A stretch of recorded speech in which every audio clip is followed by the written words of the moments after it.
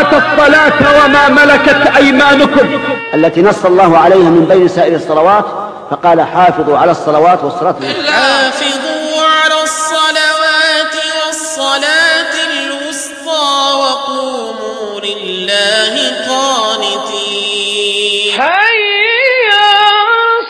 الصلاة روضة من رياض الإيمان والعلم، لأنها روضة، والله روضة لمن أحيا الله قلبه.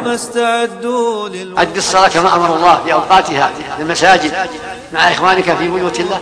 على الصلاة في بيوت أذن الله أن ترفع ويذكر فيها اسمه يسبح له فيها بالغدو والآصال.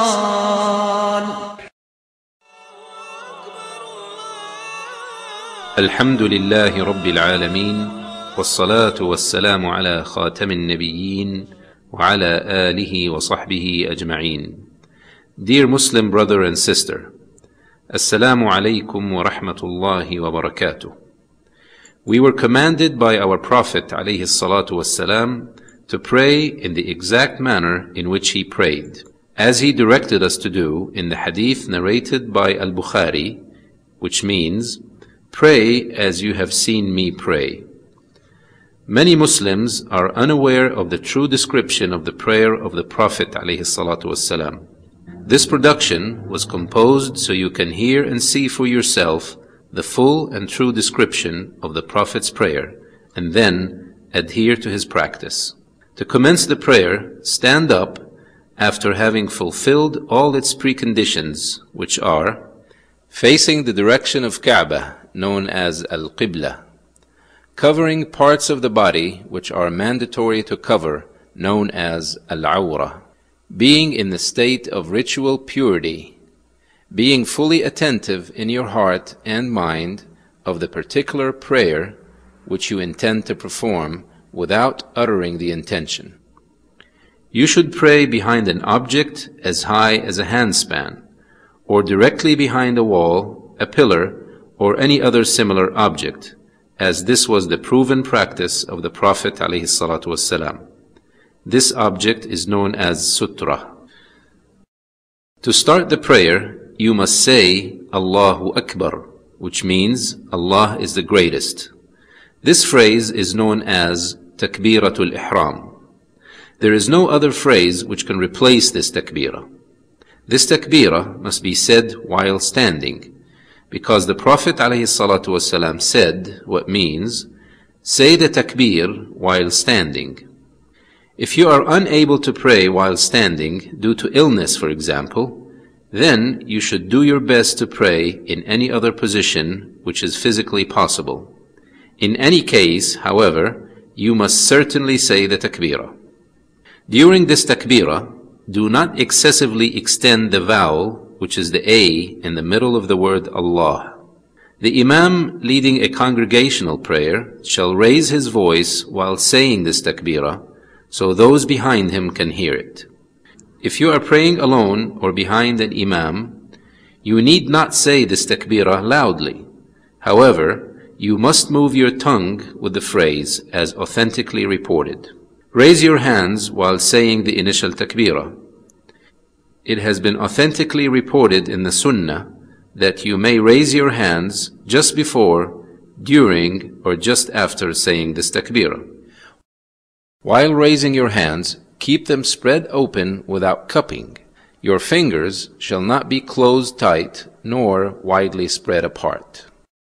Your fingers shall reach the level of your shoulders.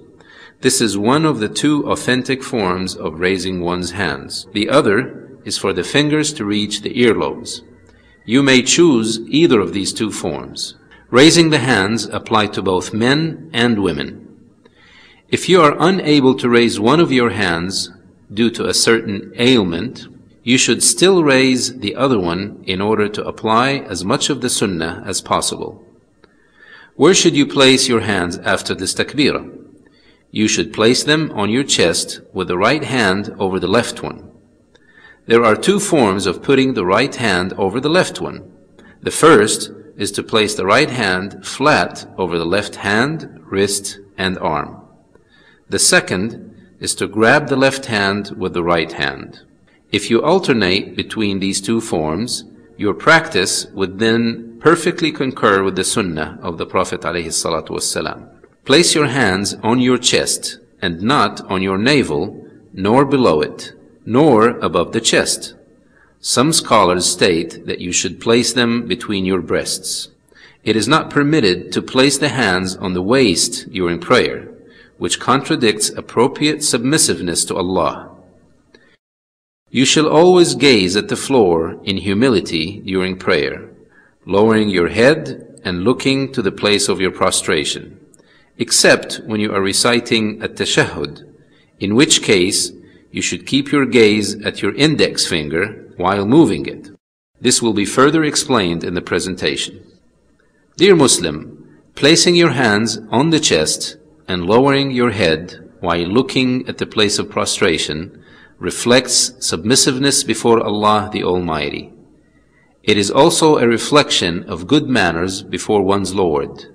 You must keenly maintain this during your prayer, and remember that Allah turns His face towards the face of His slave during the prayer for as long as he does not gaze away. You must struggle to keep shaitan from distracting you during prayer.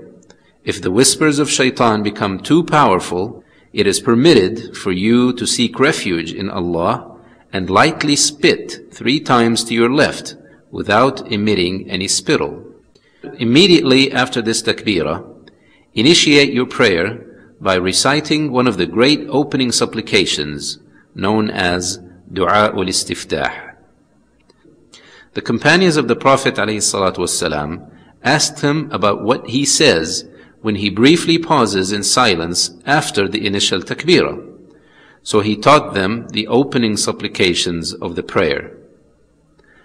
There are various supplications you can say at the start of the prayer. It is best to alternate between them in different prayers. Among the known opening supplications is saying, سبحانك اللهم وبحمدك وتبارك اسمك وتعالى جدك ولا إله غيرك, which means, glory and praise is due to you, O Allah. Blessed is your name, lofty is your greatness, and there is no deity worthy of worship except you. Another opening supplication is, اللهم باعد بيني وبين خطاياي كما باعدت بين المشرق والمغرب اللهم نقني من خطاياي كما ينقى الثوب الأبيض من الدنس اللهم اغسلني من خطاياي بالماء والثلج والبرد, which means, O Allah, distance me from my sins as you have distanced the east from the west. O Allah, cleanse me from my sins as a white garment is cleansed from filth. O Allah, wash my sins away with water, snow, and hail. There are other opening supplications which were reported to have been said by the Prophet ﷺ, especially during the optional night prayers, Qiyamul Layl. For more information about these supplications and other details, you can refer to books written by scholars. A good example of such books is the one written by the great scholar Al-Albani, rahimahullah, which is titled, The Prophet's Prayer Described from Beginning to End as Though You See It.